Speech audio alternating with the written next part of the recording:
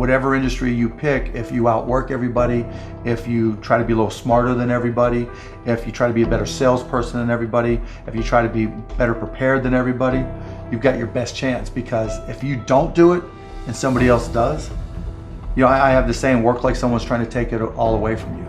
I actually work like someone's spending 24 hours, working 24 hours to take it all away from you. And that's kind of the way I look at it. What would you say is the number one reason why people fail? Lack of brains, lack of effort. Lack of brains, lack of effort. Yeah, they don't do the work. They don't learn. When you walk in the room, when you start a business and you start to talk about somebody, you're never in a vacuum with no competition. Unless you're just extremely lucky. And if there's going to be competition, that means somebody else knows your business as well as you do when you get started. And if you walk into a competitive environment and they still know more about the business than you do and more about your customers, you're going to lose. But most people don't consider that. They don't do the work. They don't learn more about their industry. They don't know even about their business. And so you've got to put in the effort to know more about your industry than anybody else. And that's the brains part, and that's the effort part as well. Because look, if you're competing with me, you better know what you're doing, otherwise I'm gonna kick your ass, and you're not gonna outwork me. And so, the combination is usually what kills businesses early on more than anything. You could, within a 5-10 minute interview, say, this dude's not gonna make it as an entrepreneur. Yeah, I can typically tell, right? I can tell by their passion, I can tell by their focus, I can tell by their preparation. There's a whole realm of things in any business. Here's the business you're in, and here's 1,000 things that influence whether or not you're going to be successful. Through my experience in businesses, I can put myself in his position and say, okay, here are 900 of the 1,000 things he has to be aware of, and then go through and ask. And by how many of those or her issues they've been able to address already, that kind of gives me a sense of how hard they're willing to work. And I can tell by the questions they ask me. So all I have to do is say, okay, what do you want to know? And when they start saying, what should I do? They ask you. Yeah, and that's fine, right? And I want them to ask questions, but people like to say, the only stupid questions are the ones you don't ask, and that's not right? Because the questions you ask tell whoever more about you than anything else you do. Because in particular, it tells me about your preparation. If you ask me questions about just basic things that you should have known and you should have down to a science, that's going to disqualify you almost more than anything. If you're not always learning, to this minute, if I'm not continuously learning, if I'm not just absorbing as much as I can absorb, someone else is going to kick my ass, right? So you talk about paranoia. The greatest source of your paranoia should be knowledge. If someone else knows more than you do, and if you're not learning, if you don't know how to learn, if you don't have a thirst for learning and acquiring information, you're SOL. Do you think there needs to be a healthy level of paranoia? Oh, absolutely. There needs to be. Oh, yeah. I mean, I always say, for every one of my businesses, I say, what would I do to kick my own ass? Right? So whatever business you have, there's somebody trying to put you out of business. There's somebody trying to take a bite out of your business. And it's better for you to figure out how they're going to do it rather than they do it. And so, yeah, that's being paranoid. And so you have to be paranoid. You have to anticipate other people's next moves, and you can't ever, downplay the competition. I was at a business plan competition this morning at a college, and they were kind of being dismissive of the competition. And so you can't ever do that.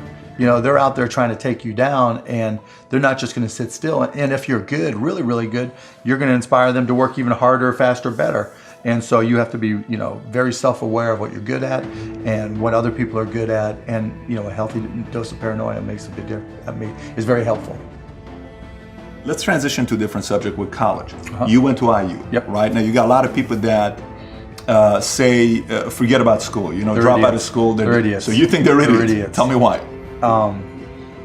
If you're going to have and run a business, if you don't understand accounting, you're already behind the 8 ball. Can't you hire a guy that knows how to But run then accounting? they still have to communicate to you. Your accountant might tell you you're profitable, but your cash is going down. Not understanding a breakdown. And when you don't, Do you think you need college to learn that? yeah, I think you do, right? Because it may not, for some people, look, if you're so self-motivated that you can take an online course in accounting and teach yourself everything, you're way ahead of the game anyways. But most people aren't. I don't care if you go to a community college and take accounting and spend $99 for the class. Just, spending the money forces you to be more obligated to do it. But accounting, finance, lesser extent marketing, sales if the school offers that, these are all that's the language of business. And so while it's possible to teach yourself these things, and while it's possible to hire them, when you're starting your own company, you don't want to have to spend money hiring an accountant. Well, let me take that. If you've gone through all these classes, you probably don't have to hire a lawyer to incorporate, right? You can probably figure out yourself. And so your cost of opening up a business drops. But even more important than all that, that's the blocking and tackling. That's the language of business. You know, the thing I learned at Indiana that was more important than anything else, I learned how to learn. And learning became far more important to me, because the one certainty in business is that it's always going to be changing. How does one entrepreneur increase the speed in areas that they can increase? There's certain things you can't control. Speed in what way? Speed of growing your business. All right. So how fast can I grow it? Yeah, I mean, it just depends. You've got to know your own skill set, right? And you've got to know how that fits within your company's life cycle. You know, some companies are slow grind. And you just have to understand that, and you've just got to bide your time until it starts to click, and then grow with it quickly. You know, if you're trying to release a product that needs to be ubiquitous, you've got to go as fast as you can, and then, you know, release a product, yeah, like a launch. Yeah, and you know, there's a lot of people who will say, you know, perfection is the enemy of profitability, right? And that doesn't mean you have to wait till it's a perfect product. It really just depends on what the product is. It, you know, a barbershop, right? Is it an app? Is it a service? Is it a product? But, you know, the key is looking for the low-hanging fruit. What customers are willing to write you a check or commit to it? You know, so that they're willing to integrate it into their daily lives or integrate it into their daily business. And so getting a commitment either through time or revenue is typically what I look for. And so if I can get a commitment, then I'm going to be able to learn. I'm going to see how they use it. Do they sustain usage? And then once I get the next one, you know, hopefully it came a little bit faster than the first one. Then I can ask for referrals, and then the next one, then the next one, and I just try to ramp it up. You know, when I bought the Mavs, we had no season ticket holder base. And so literally it was a matter of just putting a list of former season ticket holders in a white pages back then, you know, on my desk next to my phone, and making phone calls. You? Yeah, me. Yeah, because if I'm not going to do it, how can I expect someone else to do it, right? So just get on the phone. Hey, this is Mark Cuban. I'm the new owner of the Dallas Mavericks. You know, I'd like to invite you back for a game. It's not, though. This is my business. But you can't get regular sales guys or something to make those calls once they get to a quarter. You're a guy that's a billionaire. You're making those calls. But that's all, you know, and that's fine and good, right? Because everybody's got their own goals, right? But still, I didn't want anybody at the Mavs to be able to say, well, he's not willing to do the work, right? There's, you know, if I walk around, I'm picking up all the papers. I'm not saying go get that picked up. I'm like, okay, that's trash. I'm picking it up. But in terms of speed of growth, it's really, you got to get that first customer first. And then when you get that first, what did you learn? Reiterate, get that next customer. And then hopefully as you learn more and more through the process, then the next one comes by even faster.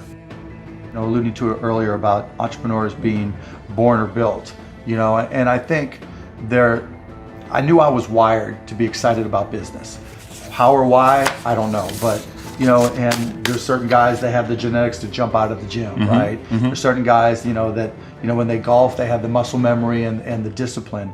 You know, Dirk Nowitzki may not be the most talented guy in the NBA, but his discipline and his focus to do what's necessary to be successful, he's willing to do, and combine it with being 7 feet tall and being skilled, you know, it makes him an amazing basketball player. So it's understanding what your skill set is, finding the right place to use those skills, and then going for it. You know, will that make you 250 grand? It depends if you pick the right industry.